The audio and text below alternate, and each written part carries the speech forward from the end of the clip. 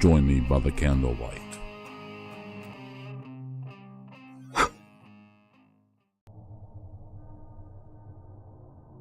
Jackson and his family had recently moved to northern Minnesota from Atlanta. It was like another country here. He was having a hard time adjusting. His sister, Luna, was fitting right in.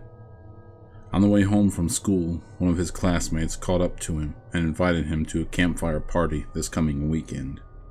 "Hey Jackson, you got any plans Saturday?" said Taylor.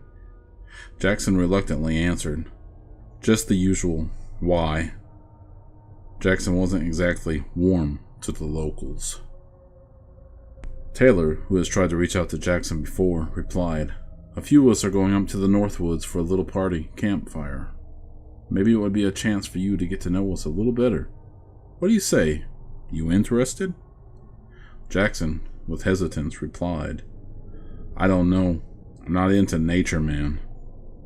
"Oh, come on. You might actually enjoy yourself," said Taylor. Jackson reluctantly agreed.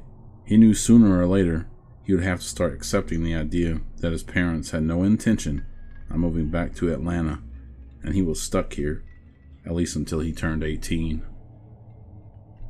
Saturday came along, and Jackson was wishing he never agreed to Taylor's invitation. He wasn't a big people person, so he was happy to see that, including himself and Taylor, the group only consisted of 6 people. Taylor came and picked him up and introduced him to the others. There was Taylor's friend Mike, his brother Andy, Andy's girlfriend Marcy, and another boy, Zach. Zach seemed almost as reluctant as Jackson, but Zach had a different reason. Zach knew of the rumors that had been circulating for years about the Northwoods. The others just thought he was superstitious, but Zach had a strong curiosity to see for himself. "Are you ready, Jackson?" Taylor said with his normal, overly friendly way.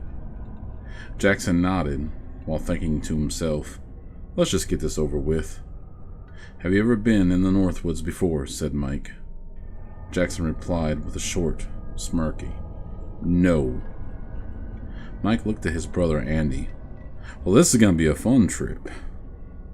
They drove for about an hour when they finally came to a parking area. "It's about time," said Jackson.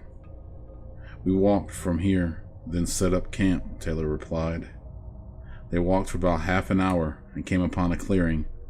"This is it," Andy said. "This is the spot." They pitched their tents and started getting the bonfire ready. This was all completely foreign to Jackson. After all, he was a city boy. The closest he ever came to camping was sleeping in a tent in his backyard when he was a little kid. Taylor noticed the look on Jackson's face. "No turning back now," he said with a strange grin. "Are you guys coming or not?" said Marcy. They all gathered around the bonfire with some snacks and some beer that Mike and Andy swiped from their dad's stash in the garage. Zach seemed very on edge. "What's wrong, Zach?" Marcy asked. "Nothing. Just seems a little chilly tonight," Zach replied. Marcy knew something was up with him. Zach was never this quiet type, and he'd hardly said an entire sentence since they picked Jackson up. "So what brought your family to our part of the world, Jackson?" Mike asked. "It sure as hell wasn't my choice," Jackson snapped. "Calm down, dude. I'm just trying to make conversation." As the night went on, the sounds of the woods come to life, a little too much for Jackson's comfort. "I've got to take a leak," Andy said. "Hold on, brother. I'm coming too." Mike followed his brother into the tree line. After about 20 minutes, Zach started getting a little anxious. "They should be back by now," he said. "Chill out, Zach. You've been weird all day. Taylor, you have no idea of the shit that's happened up here." That perked Jackson's attention. "What's happened up here?" he asked. "Don't get him started, Jackson. You'll be listening to his stories all night," said Marcy. "If you had a brain, Marcy, you wouldn't be so calm seeing your boyfriend has been gone for over 30 minutes to take a 5-minute leak." "What's happened up here?" Jackson asked louder this time. Zach, with more concern on his face, now answered. My grandfather has always told us stories of a creature that's supposed to be here. Jackson, trying not to laugh. A creature? Are you serious? What is it? An oversized deer that someone missed during hunting season? It's not a joke. People have disappeared up here. All they've ever found is scraps of clothes, Zach replied. Okay, enough, said Marcy. Where is Andy and Mike? What is this, some game? Zach telling his creature story, and let me guess, Mike and Andy are gonna jump out and try to scare us, right? No, Jackson, it's not a game, Zach said, with cracking in his voice. Taylor, you better go look for them. It had been over 45 minutes. Maybe you're right. We better go and see. Maybe they wandered a little too far. Are you coming, Jackson? No. I'm not going to be the laughingstock in school Monday when you tell everyone the newbie fell for your horror stories, said Jackson. What about you, Marcy? I'll stay here by the fire in case they come back. Don't get lost yourselves looking for them. Taylor and Zach headed in the same direction they last saw Mike and Andy. Are you falling for this shit, or are you part of it? Asked Jackson.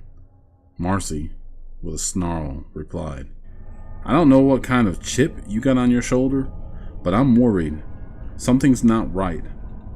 Andy wouldn't do this unless something was wrong. He wouldn't stay gone this long. Taylor and Zach walked on about 10 minutes when they noticed a light up ahead. It was a flashlight. It was Mike's flashlight. Jackson pulled his cell phone out of his pocket. What are you going to do with that? Asked Marcy. I'm calling my sister to come pick me up. What do you usually do with the phone? Good luck with that. You won't get any signal up here, said Marcy. Sure enough, she was right. What are we supposed to do if we need help? Jackson asked, kind of in a panic. Did you hear that? It sounded like a scream. So help me, if this is some kind of twisted game. Get over yourself, Jackson. It's not a game. That was a scream. They heard a rustling sound in the tree line, then a strange gurgle sound. That's it. I'm out of here. Are you coming? We can't just leave them, Jackson. Please. You stay if you want, but I'm out. And just where are you going? Are you planning on walking home? Anything is better than just sitting here. Are you coming? Maybe we should try to get back to the Jeep. We could get back to the road and maybe get help. They started off on the path that they came in on. Marcy kept hearing weird sounds. Only now she didn't know if it was real or if it was her imagination. The sounds seemed to be coming from all around them. It wasn't the scream she heard earlier. It was a crunching sound, and it seemed to be getting closer. Are you sure we're going the right way, Marcy? I'm not sure of anything, Jackson, other than we're being watched. The opening in the trees was getting bigger now. The Jeep couldn't be far off. Is that a fire ahead? Jackson asked. Oh my God! We went in a circle! Marcy cried. What's that? What is that? Jackson said. They looked on in horror. There was a part of an arm laying on the log with a hand attached. It's Andy! Marcy screamed. She knew because on one of the fingers was the ring she'd given him. On the edge of the tree line, there was a torn, bloody shirt. It was Taylor's. Marcy and Jackson both froze in terror at what they saw next. Before them stood a beast, at least 15 feet tall, with what looked like antlers, as high as they could see. Blood was dripping from its face. Marcy was frozen where she stood. She was the first of the pair to go. The beast took one swipe of its mighty claws and slashed her completely in two. Jackson tried to run, but he was no match for the speed of the beast. The beast leaned in, and with one bite, Jackson was beheaded.